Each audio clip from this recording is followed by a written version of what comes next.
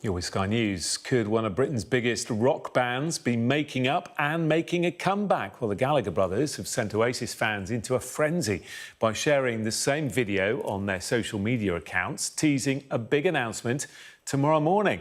From their hometown, Manchester, our chief North of England correspondent, Greg Milam, reports. All it took was this post from Oasis, a flickering date and time, and after 15 years, the wait is almost over.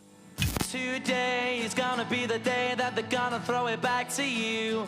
They are one of the biggest bands in British music history, a sound that defined the 90s.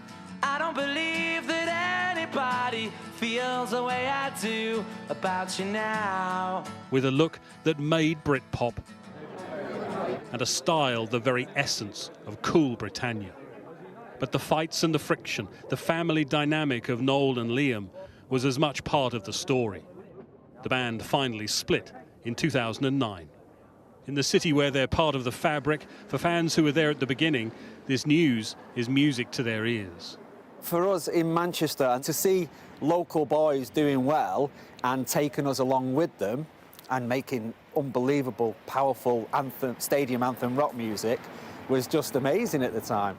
This is where Oasis played their first gig. The Boardwalk Club is now history. That night in October 1991, a ticket to see them here would have cost you £3. They played a set of 4 songs to an estimated crowd of 20 people. But within 3 years, their first album had got into the UK charts at #1, and it was at the time the fastest-selling debut album in British history. But the breakup was bitter, Noel describing the moment he knew it was over. The incident in Paris, that was just the straw that broke the camel's back, really.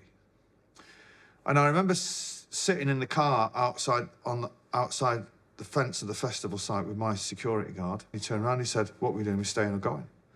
And in that instant, I was done with it.